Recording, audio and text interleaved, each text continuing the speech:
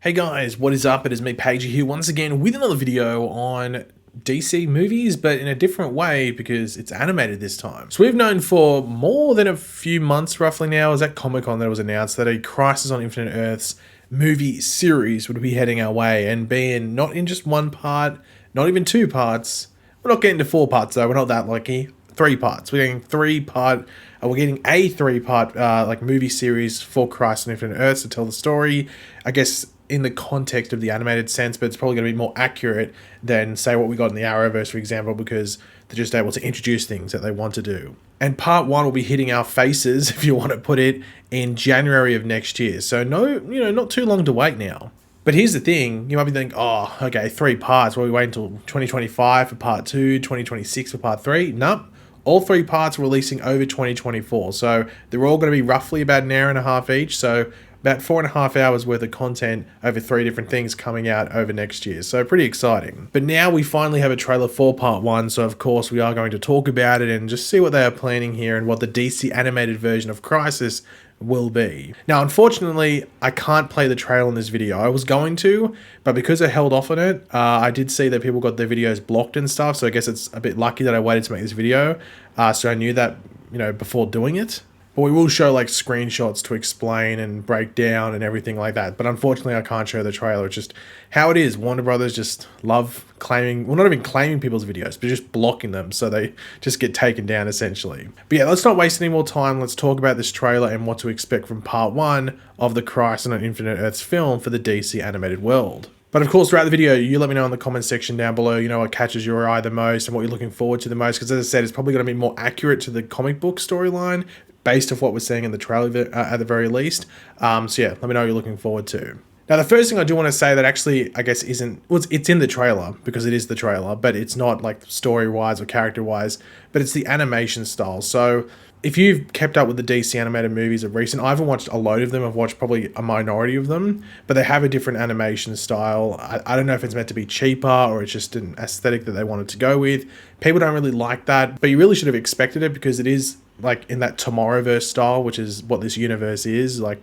So it is what it is. I'm not the biggest fan of it. I prefer some of the other animation styles we've had previously and some of the other animated movies in years gone by, but it is what it is. You have to deal with it. But as I said earlier, like a lot of this trailer, obviously it's going to be focusing on the Tomorrowverse characters, specifically the Flash, which we'll come back around to that character specifically. But, with some multiverse aspects mixed in with the Tomorrowverse stuff, like we see with the Crime Syndicate. We see them in the trailer, with them being used as an example of an Earth that gets destroyed after hanging out with them. And we also get the Flash referencing this, though this is the comic storyline very early on. Like this happens in the comic storyline, specifically with the Crime Syndicate. So we should expect that portion of the movie to be somewhat early on. I don't know if I'm trying to remember Crisis off the top of my head. It's not like, I don't think it's right at the beginning, but I think it's just like the first example of like people we know and hang out with and get some stuff like interaction with that then get wiped out. But the thing is that in the comics, it's not the Flash that's there. We can see that the Flash is there in this trailer in like against the Crime Syndicate and interacting with them, but it's the Pariah that is there. So I wonder if the Flash is replacing the Pariah in this telling of the Crisis storyline, maybe just to make it easier to explain, like, because this is a character we've been hanging out with in Tomorrowverse for a while, rather than introduce this new character, the Pariah, and potentially have to explain a backstory there if they don't really want to. You can't see the Pariah in the trailer, from what I can tell. There is one shot with a figure standing in the front of like an antimatter wave with like a cape, and they're not moving. And this might be Pariah, but Barry is where Pariah would be in the story normally, and there's no other sign of Pariah in this trailer. So I'm just going to assume that they're replacing Pariah's portions, at least in regards to interacting with other people, with the Flash. Like that's what they're doing. Maybe I'm wrong though, because that shot I referenced earlier, that easily could be Pariah.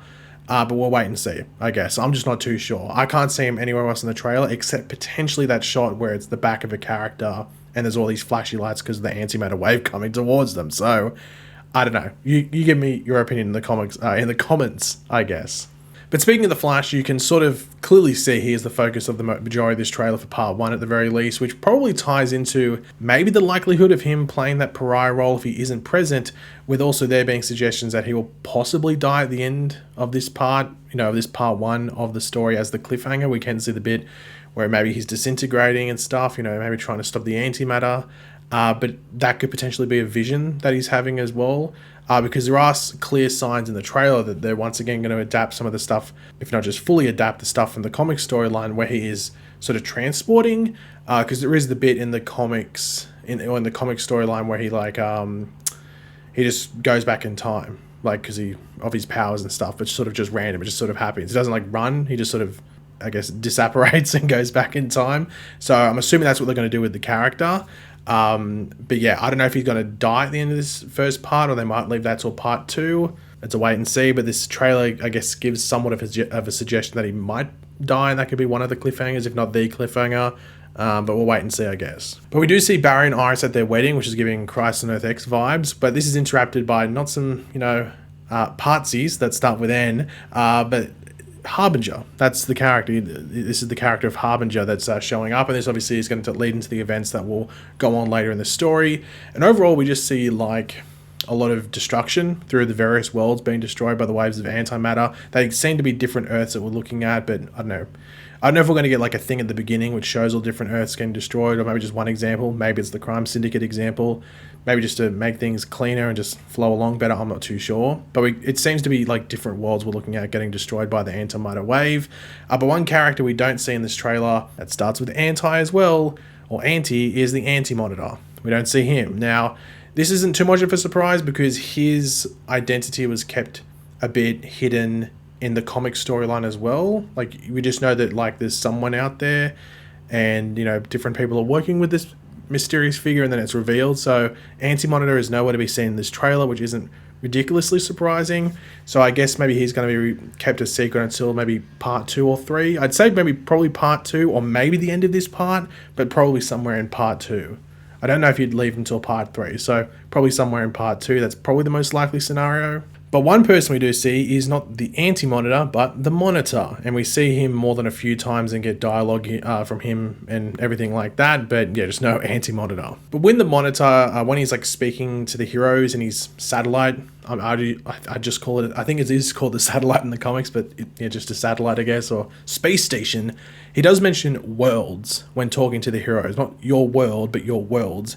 And referencing that most of them know about the multiverse. Now, we can assume that, like in the story from the comics, that Harbinger doesn't just recruit from one Earth. Like this is the best Earth to pick from. Harbinger goes across the multiverse and picks the best of the best. And we get some different shots of these heroes with 2 Supermen there as well. One looks to be the Tomorrowverse version, just based on the design. And one looks to be maybe Earth 2 Superman. That's what it looks like to me, with that general design looks like Earth 2 Superman. So I'm assuming it's Tomorrowverse Superman, then Earth 2 Superman, and once again, that's in the comics as well. So yeah, not too much of a surprise there. Now, Supergirl is present in this trailer as well, and as some of you would know, she has a decent role or moment in Crisis with things happening involving her, which I will keep spoiler free if anyone doesn't know. She is, we see some stuff with Brainiac and everything like that. I think they might change up her thing a bit compared to the comic storyline. I think they might, not necessarily how it ends, but just what she does and maybe who she's affiliated with throughout the story. I think they might do that with a couple of different characters, but it's just not explicitly seen. I think the only one that's like a major one is potentially Flash replacing Pariah, but the trailer doesn't give too much of a hint at other changes. Now, we do see what I'm assuming is, the main world with the main characters on the rooftop here, just accepting the fate of the antimatter hitting them. Now, there is no Flash there. Instead, we see him running off and looking to be disintegrating like we would be used to in the Crisis story, as I said earlier. But I am wondering if this is maybe a bit of a misdirect, and instead we maybe jump to another Earth with the Flash to potentially stop things, and then that leads into part 2. Or maybe he jumps into it wouldn't be a different time period, because in Crisis, even if you're in the 30th century on that same timeline, the antimatter would hit at the exact same time. At least that's my understanding from memory. So that wouldn't happen. It'd have to be a multiverse jump for him to not die at the same time as these people. Now, the thing is that Crisis was, well, I guess it still is, a 12-story or 12-issue story when it was initially released. And I could see the story ending roughly where, this part 1 story, this part 1 movie, I could see it ending roughly where issue 5 is, which involves a changing point for not just a character that is trying to stop this all in the Monitor, but also a bunch of the Earths in the multiverse as well. if you have watched like the CW or the Arrowverse version of Christ on Infinite Earths, they do follow like the major parts of the storyline pretty well for the most part, but they did just condense it in certain parts and focus a lot more on various characters in regards to making them major players and giving them a bit of even screen time, while Crisis in the comics does jump around a lot and then just sometimes focus on one or two characters specifically. So it's going to be a different interpretation in regards to the overall look at it in regards to how things are handled, but there will be like similar moments that you go, oh, okay, yeah, I recognize that if you did watch the live action version of the event. But I could see maybe like part 1 being the first 5 issues roughly, then part 2 being up to like around the end of 8 or maybe partway through 9, and then obviously part 3 finishes it all off.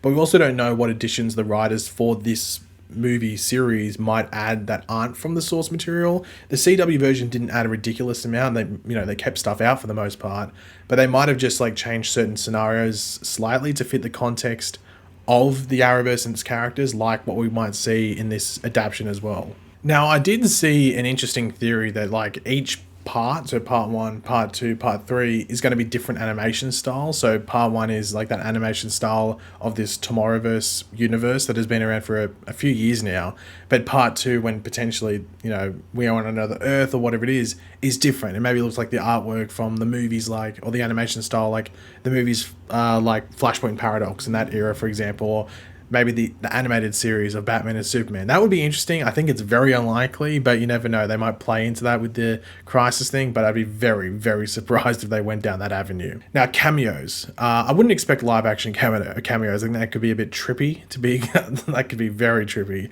Unless it's getting the actors to do voice work and just design the character, the cameos, so it looks like the live action version. But I just have a feeling that would be a bit of a stretch. If like there are appearances from other takes on certain characters in the film, I would expect it to be from like previous animated interpretations, like that previous DC animated universe that was set around the New 52 era that involved like Flashpoint Paradox, and maybe some of those animated series as well. Obviously, if the voice actor is still able to do so, but live action wise, I think that's a massive stretch, but we'll wait and see. You never know. But overall, I think this like looks decent. Like nothing stands out. Like I can't tell from this trailer whether it's going to be amazing or just be mid, but I think anything that would pump up a lot of excitement would be in parts 2 and 3. So, after you watch part 1, and then maybe you get to see the trailers for part 2 and part 3, or probably part 3 after part 2, but you know what I mean? That would hype up the excitement. I think part 1's job is just to set the foundation for the story in a decent enough way that then gets you excited to keep watching. But yeah, I'm just excited to see what they do. Like, like 4.5 hours roughly of all this stuff. You can do a lot. So I think it'd be pretty cool to see, but we'll find out in January when the first part drops. But yeah, guys, thanks for watching. Hopefully you enjoyed the video. If you did, it'd be awesome if you could drop a like on it to show support. Let me know in the comment section down below your various thoughts and everything we went over. And of course, if you are new to the channel, make sure to subscribe, and I will catch you guys later. Goodbye.